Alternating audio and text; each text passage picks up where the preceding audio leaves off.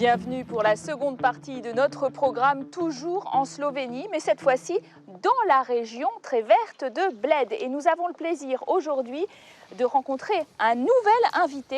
Il s'agit d'Alois Peterle. Bonjour. Bonjour, Sierra 5 Delta Juliet Juliet. Ah, c'est votre nom de code parce que vous êtes député européen au Parti populaire européen, mais aussi et surtout pilote.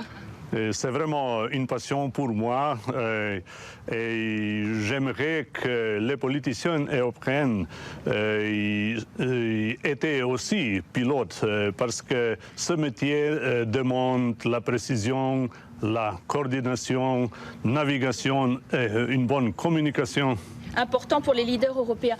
Et là, vous nous emmenez voir la Slovénie vue du ciel. Je voudrais vous emmener à embarquer. Ah, on va embarquer, bien sûr. Bienvenue.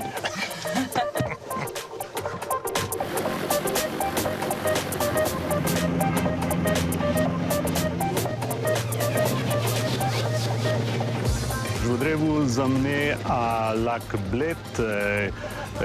C'est un endroit extraordinaire, magnifique, avec son île, avec l'église. C'est la région alpine, verte, avec des hautes montagnes. C'est vraiment quelque chose à voir.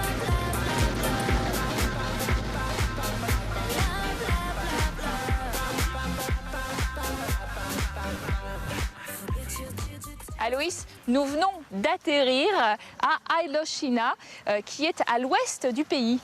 Et ça me fait plaisir. Bienvenue dans un très bel endroit entouré par les montagnes où se trouve l'entreprise Pipistrel. Les avions sont maniables, légers et je suis très content que Pipistrel produit aussi les avions électriques. Pipistrel vend ses avions dans tout le monde avec succès.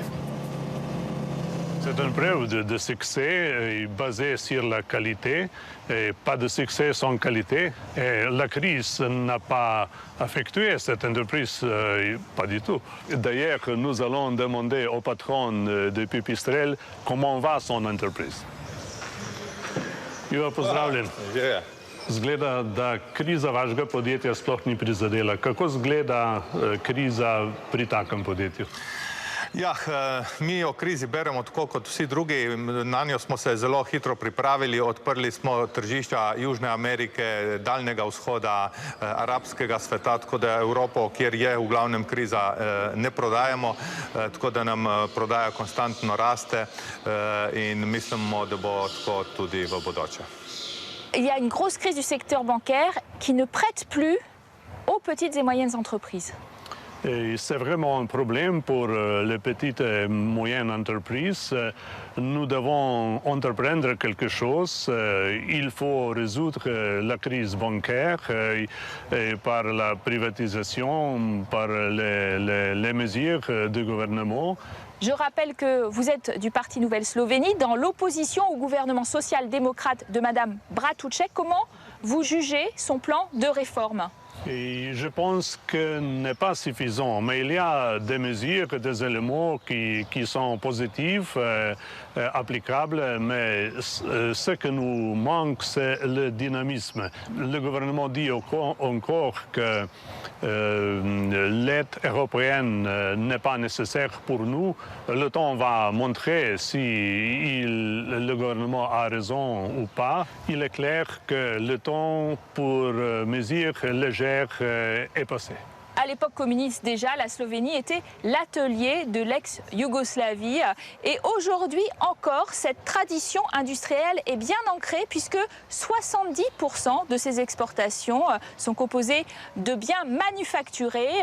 On regarde ce reportage sur les fleurons nationaux et internationaux. Tous les jours, 2700 machines à laver et sèche-linge sortent de cette chaîne de production. Créée il y a 60 ans sous la Yougoslavie de Tito, Gorenje fait partie des fiertés industrielles slovènes. Bénéfice net en 2012, 1,3 million d'euros, une baisse de 10% par rapport à l'année précédente.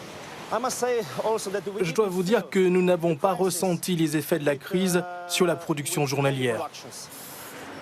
Parmi ces appareils, seule une petite partie alimentera le marché slovène. Première destination, les pays voisins, où Gorenje est la marque de référence. Dans les Balkans et dans tous les pays de l'ex-Yougoslavie, tout le monde possède un, voire plusieurs appareils de chez Gorenje. Et avec 7% de part de marché en Russie ou encore près de 10% dans les pays scandinaves, le groupe vit essentiellement de ses exportations. Si vous regardez ce que notre pays d'origine représente dans notre chiffre d'affaires, c'est à peine une semaine de nos ventes. Plus de 90% de notre production est exportée vers l'Europe ou d'autres marchés étrangers. En Slovénie, les exportations représentent 75% du PIB. Une ouverture dont souffre le pays actuellement car ses premiers partenaires commerciaux sont issus d'une zone euro en pleine crise. Du coup, le gouvernement entend encourager les investissements. 6 000 entreprises étrangères sont présentes sur le sol slovène. Parmi elles, l'usine Renault de Novo Mesto, le constructeur français, est implanté en Slovénie pour des raisons historiques. Les conditions locales du marché yougoslave qui était un marché fermé à cause de droits de douane importants. Et pour être compétitif dans le marché yougoslave, la condition primordiale était d'être capable de produire sur place. En 2012, Renault a vu son marché toute marque se replier de 17% et depuis 2009, l'entreprise a licencié 1200 employés. Pour éviter la fermeture, le gouvernement subventionne l'usine locale. Dans les années 90, venir en Slovénie était vraiment une grande opportunité parce que le pays était tourné vers l'Occident. Et c'était pas cher ici. Aujourd'hui, c'est différent parce que la concurrence avec l'Est est très forte. Mais de l'autre côté, les investisseurs qui viennent en Slovénie aujourd'hui, les industriels précisément, sont aussi intéressés par les compétences des travailleurs, leur savoir-faire. C'est toujours un très grand avantage de la Slovénie. La Slovénie espère continuer à prospérer sur un modèle industriel fort. Le secteur secondaire représente 22% du PIB.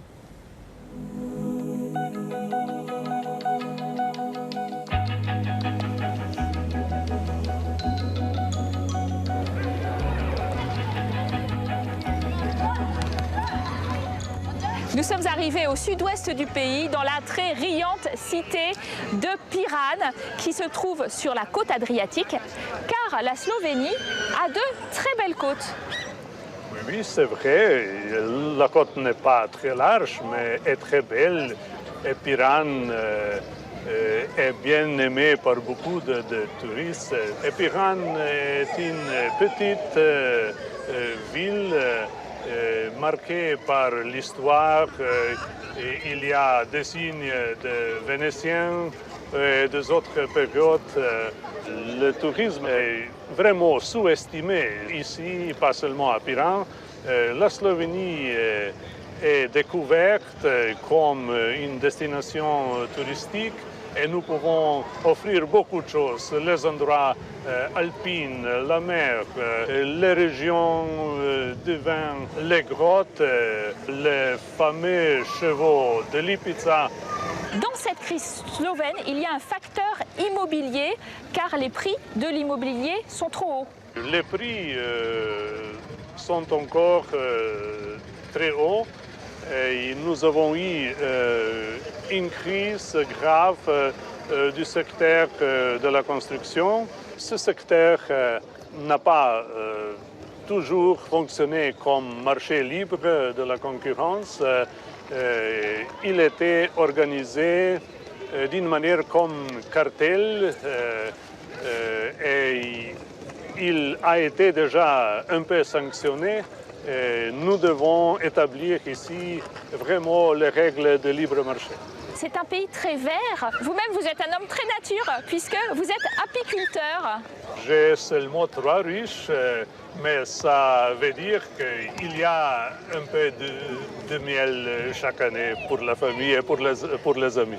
Pour maintenir un bon environnement pour les abeilles, il s'agit bien sûr de débarrasser l'atmosphère des substances toxiques. Or, l'Union européenne vient d'interdire 3 pesticides avec un moratoire de 2 ans sur ces produits et la Slovénie avait déjà devancé le mouvement. Reportage sur ce thème.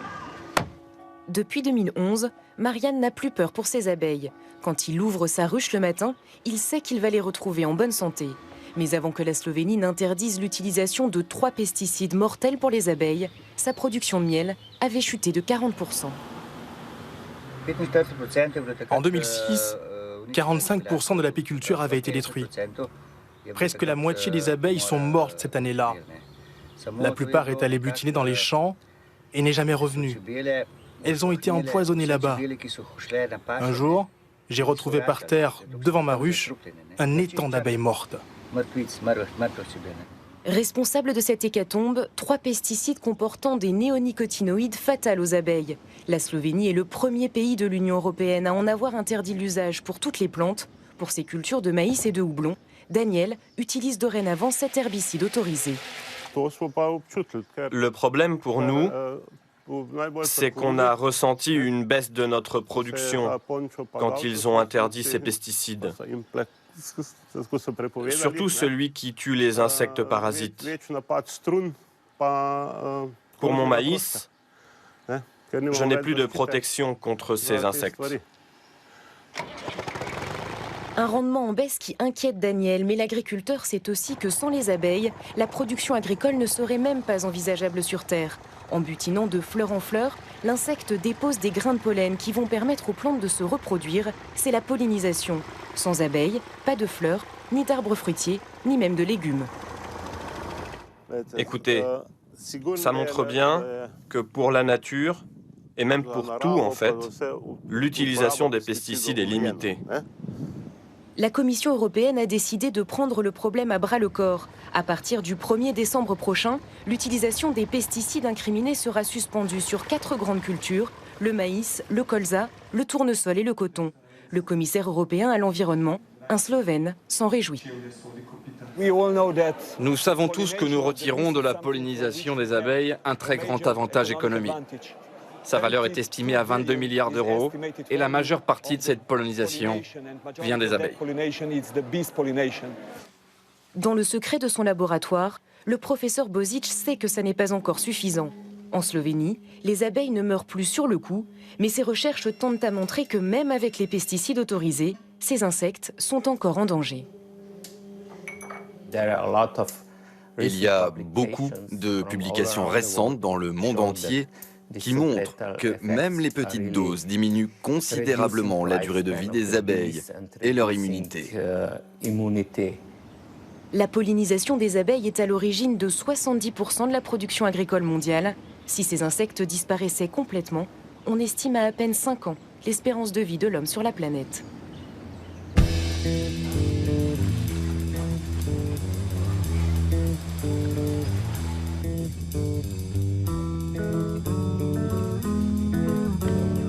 On se retrouve dans le port de Piran. Oui, très inspirant, n'est-ce pas? Avec les pêcheurs, la musique, le musée, la cuisine riche méditerranéenne, les peintres. Ah non, non, non, les peintres slovènes, il paraît qu'ils sont à Paris en ce moment. Je suis sûr, ils sont en valeur ajoutée pour Paris et c'est la plus grande exposition d'impressionnisme slovène après la chute du communisme. Oui, c'est la plus grande exposition et puis elle s'expose au Petit Palais jusqu'au 13 juillet prochain. Vous avez le temps d'aller la voir et puis vous pouvez regarder en attendant ce reportage signé Julie Dungeloff. C'est une Slovénie encore austro-hongroise qui se lance dans le mouvement impressionniste à la fin du 19e siècle. Alors appelé Carniole, le pays s'ouvre à la modernité et tente d'exprimer à travers les arts son fort sentiment d'identité nationale. Pour réagir contre une peinture réaliste, traditionnelle, anecdotique. Et ils ont voulu s'affranchir de ce genre de peinture pour aller devant le paysage, devant la nature telle qu'elle est. Scène rurale, paysage montagneux, extrême réalisme, ces œuvres ne sont pas sans rappeler le mouvement français représenté par Manet, Monet ou encore Pissarro.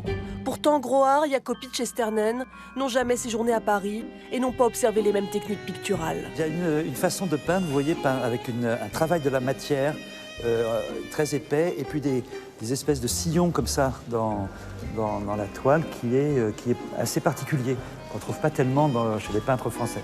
Donc là, il y a une espèce de raffinement et de robustesse. Il fait sa peinture comme s'il labourait un champ. Cette première sortie des impressionnistes slovènes à Paris laisse un sentiment mitigé dans le public. Personnellement, ça ne m'enthousiasme pas. Pas du tout. Pourquoi ?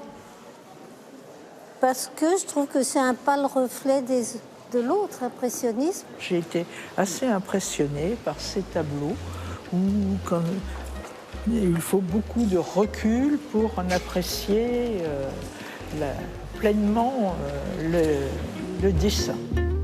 Pour les curieux, cette exposition se tient jusqu'au 13 juillet à Paris, au Petit Palais, à 2 pas de la Tour Eiffel.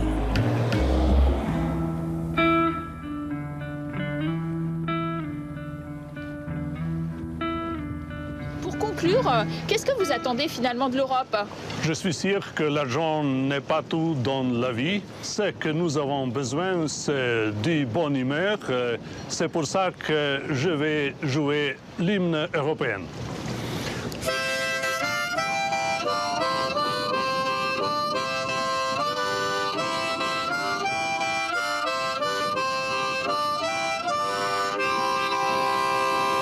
On finit sur cette note positive avec vous. Monsieur Peterle, merci d'avoir été notre invité. Merci à vous de nous avoir suivis à travers la Slovénie. On se retrouve le mois prochain dans un nouveau pays des 27. À très bientôt à tous.